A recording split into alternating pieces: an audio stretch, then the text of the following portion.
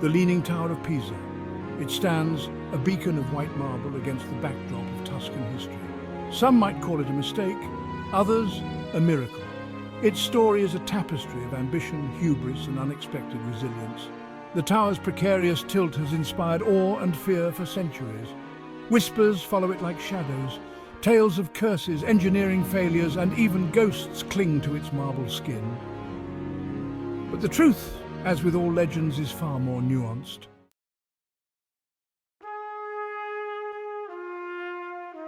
Bell towers were not merely functional structures. They were symbols of spiritual authority reaching for the heavens.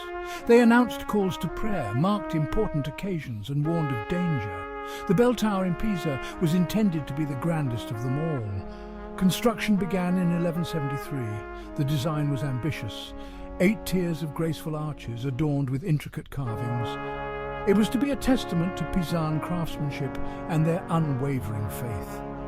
But fate, it seems, had other plans. Almost as soon as the 3rd story was completed, the ground beneath began to shift. The tower started to lean.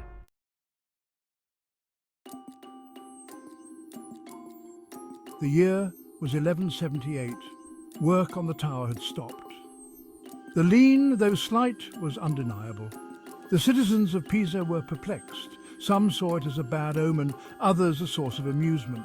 The builders, however, faced a dilemma. The original architect, Bonanno Pisano, had vanished from the historical records. Some speculate he fled, fearing the consequences of his creation's instability. The tower, now a leaning enigma, needed a solution.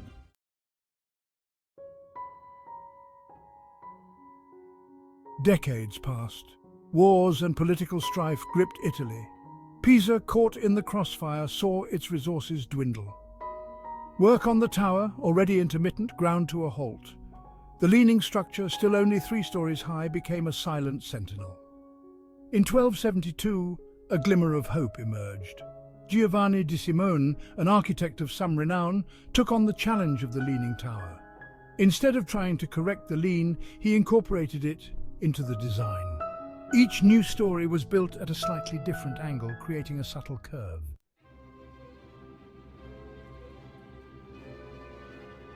Finally, in the 14th century, the bell tower was completed.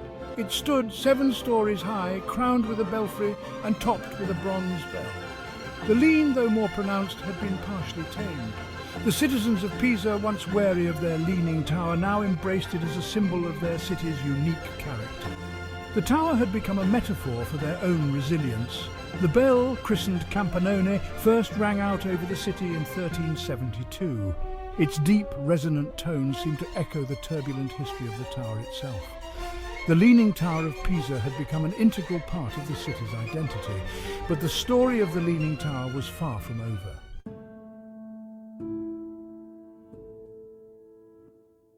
The Leaning Tower of Pisa.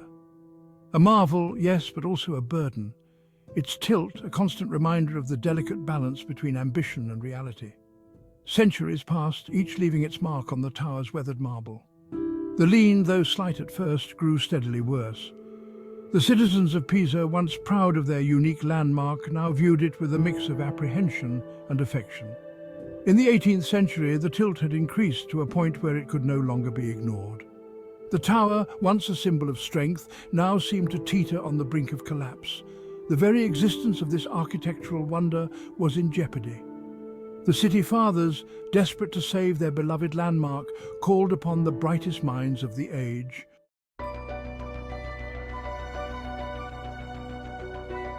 Proposals poured in from across Europe.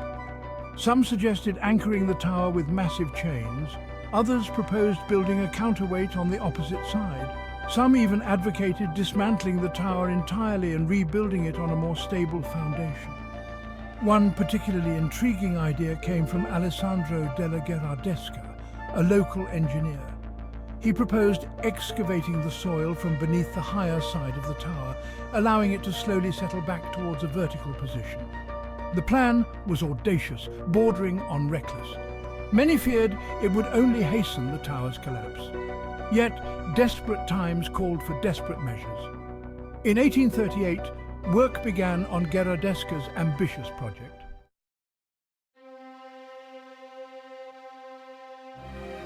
The soil, loosened by the excavation, proved more unstable than anticipated. The tower, instead of settling back into a stable position, began to shift in the opposite direction, its lean increasing at an alarming rate. Gherardesca's plan had backfired, leaving the tower in a more precarious state than ever before. Work was immediately halted, but the damage was done. The Leaning Tower of Pisa, once a symbol of endurance, now seemed doomed to succumb to the forces of gravity. The world watched with bated breath, mourning the impending loss of this architectural treasure. Yet the tower refused to fall. It stood defiant, locked in a delicate dance with gravity.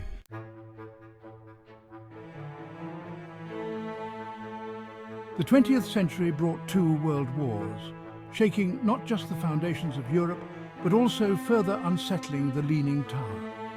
Each tremor, each distant rumble of artillery sent shivers through the tower's ancient stones, exacerbating its precarious tilt.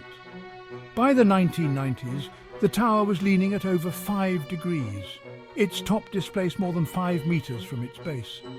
It was no longer a question of if it would fall, but when. The Italian government, determined to avert a cultural catastrophe, closed the tower to the public in 1990. An international team of engineers, architects and historians was assembled. Their task to devise a plan to save the Leaning Tower for future generations. The team, led by the enigmatic soil mechanics engineer Michel Jamielkowski, faced a daunting challenge. The world watched and waited, hoping against hope that this team could succeed where so many others had failed.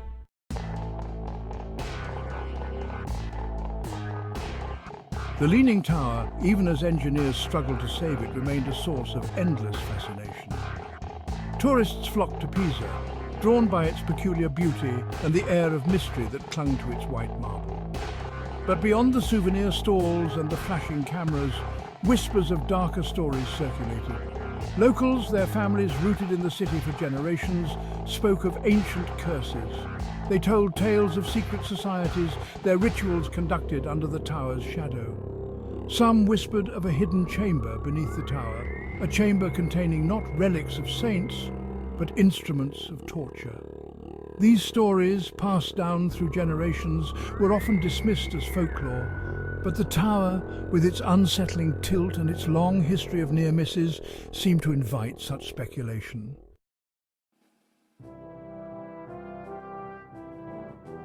One particular legend centered around the tower's original architect, Bonanno Pisano. History tells us little about him, his origins shrouded in mystery, his disappearance from the historical record after the tower began to lean, fueling speculation.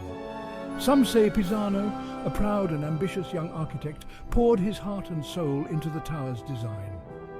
They say he used innovative techniques, daring to dream of a structure that would surpass anything the world had ever seen. But his ambition, they whisper, was his undoing.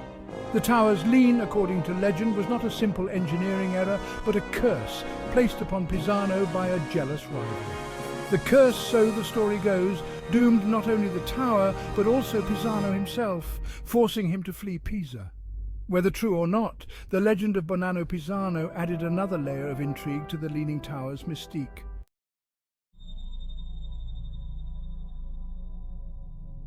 The most disturbing tales, however, spoke not of curses or secret societies, but of the tower itself and the grim purpose it might have served.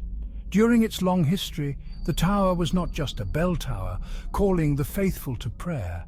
It also served, according to local law, as a prison.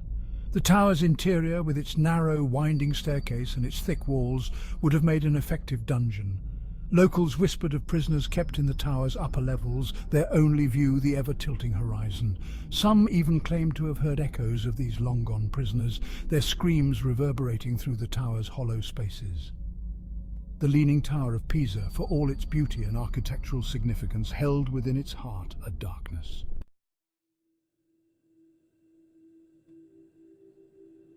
By the late 20th century, the Leaning Tower of Pisa, once a symbol of enduring strength, had become a patient. Its vital signs were worrisome, its future uncertain. The eyes of the world, once filled with admiration, now held a mixture of concern and hope. Could this icon of human endeavour be saved from the relentless pull of time and gravity? The answer, surprisingly, was a cautious yes. The international team, led by Jamiolkowski, approached the problem with a combination of cutting-edge technology and old-fashioned ingenuity. They began by carefully removing small amounts of soil from beneath the tower's north side.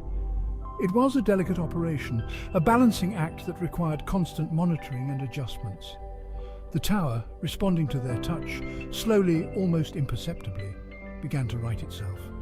After years of painstaking work, the tower's lean was reduced by over 40 centimetres, bringing it back to its 1838 position.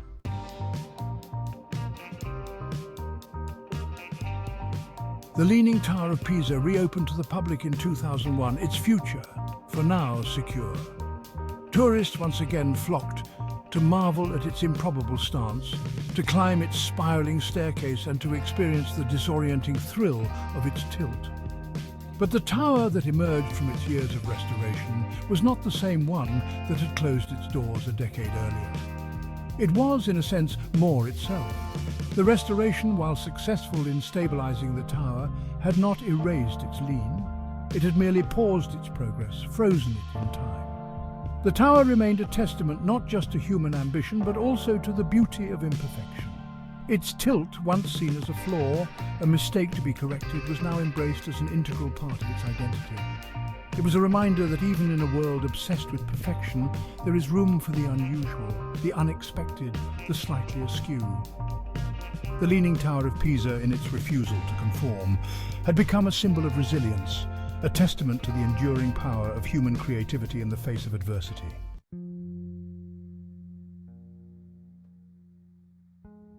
Today, the Leaning Tower of Pisa stands as a bridge between the past and the present. Its white marble, weathered by centuries of sun and rain, bears witness to the ebb and flow of history. The whispers of medieval masons, Renaissance engineers and 20th-century saviours seem to echo through its arches.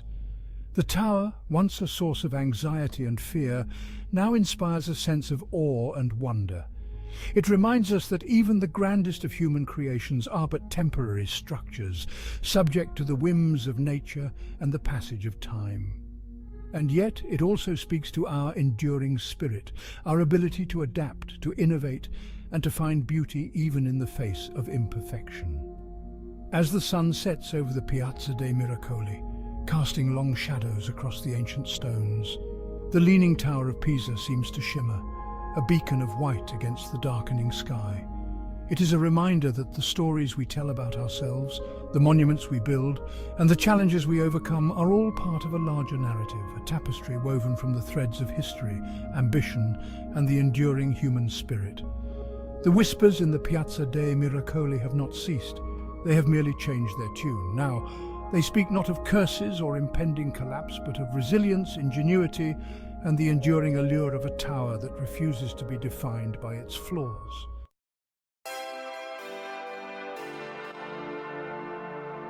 The story of the Leaning Tower of Pisa is a story of contrasts.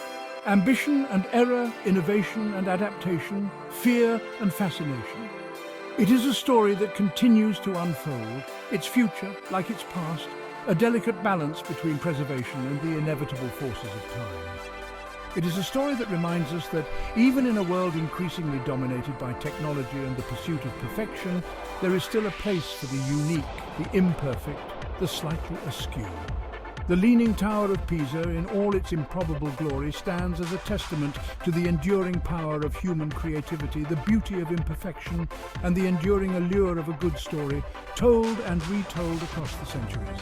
The tower, once a symbol of a city's ambition, has become a symbol of something far greater, the human capacity to learn from our mistakes, to adapt to the unexpected, and to find beauty in the most unlikely of places.